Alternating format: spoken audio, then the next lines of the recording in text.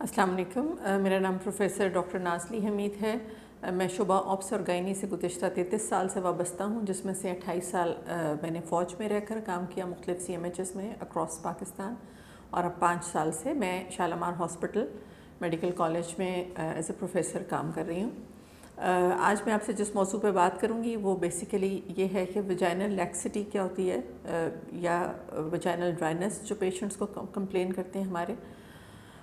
इसमें ये एक बहुत ऐसा टॉपिक है जो बड़ा सेंसिटिव है और लोग इसके बारे में बात नहीं करना चाहते। हालांकि हमारी कम से कम 75% ख़वातीन जो हैं वो इस मसले का शिकार होती हैं, और इसकी सबसे बड़ी वजह जो है वो ये है कि चाइल्ड बर्थ के साथ जो ट्रॉमा होता है उसमें जब ये आपके जो लिगामेंट्स हैं जो इस एरिया की सपोर्ट्स हैं और जो मसल्स इस एरिया को सपोर्ट करते हैं वो आहिस्ता आहिस्ता डैमेज होना शुरू हो जाते हैं, और बिलखुसूस अगर डैमेज ज़्यादा हो और उस वक्त प्रॉपरली रिपेयर ना हो तो वो मज़ीद इसको बढ़ा सकता है। लेकिन इवन अगर नॉर्मल डिलीवरी भी हुई है और जिसमें कोई डैमेज नहीं हुआ तो वो ऑब्वियस डैमेज नहीं हुआ, मरीज़ को पता नहीं चल रहा, तो उसमें भी इनहेरेंट डैमेज होता है। फिर एजिंग के साथ भी आहिस्ता आहिस्ता जैसे बाकी स्किन की एजिंग होती है इस तरह इस एरिया की भी एजिंग होती है, कोलेजन वगैरह इसमें डिस्ट्रॉय होना शुरू हो जाता है।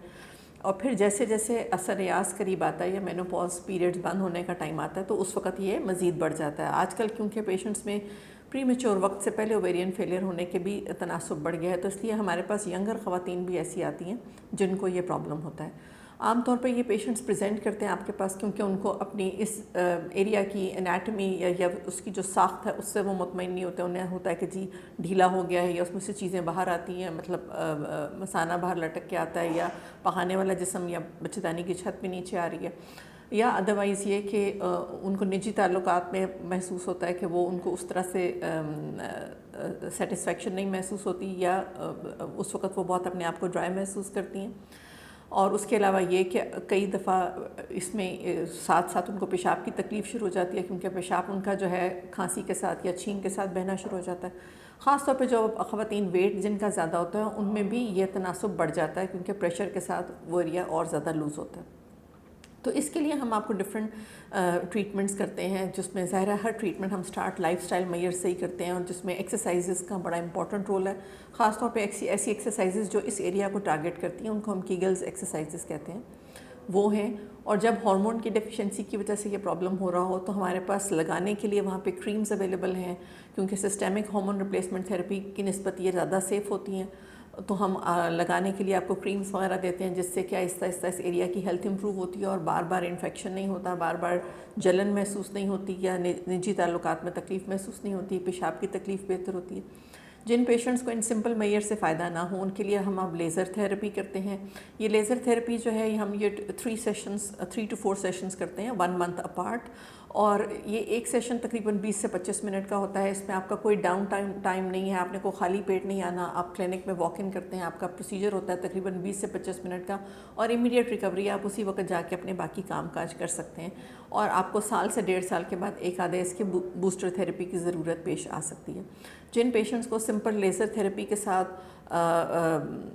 खातिर ख्वाह इम्प्रूवमेंट ना महसूस हो, या वो लेज़र थेरेपी नहीं करवाना चाहती हैं, या उनका मसला इतना ज़्यादा है कि जिसके लिए हमें सर्जिकल क्योर करना पड़ता है, तो उसमें हम इसके लिए vaginoplasty, anterior vaginoplasty, anterior colporrhaphy, posterior colporrhaphy मुख्तलिफ़ किस्म के प्रोसीजर्स करते हैं, और उसके साथ सर्जिकली इस जगह को क्योर करते हैं।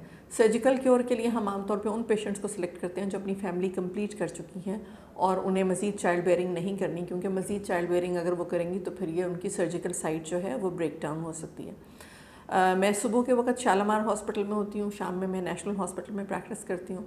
अगर आपने मुझे दिखाना हो अपने इस मसले के लिए तो आप ओलाडॉक के प्लेटफॉर्म के थ्रू अपॉइंटमेंट ले सकते हैं। हमें बहुत खुशी होगी आपको इस मसले पे हेल्प आउट करके, बिकॉज़ ये एक ऐसा मसला है जो हर खातून तकरीबन अपनी ज़िंदगी के किसी न किसी मोड़ पे इस पे सफ़र करती है और बहुत कम इसके बारे में बात कर पाती है। बहुत शुक्रिया।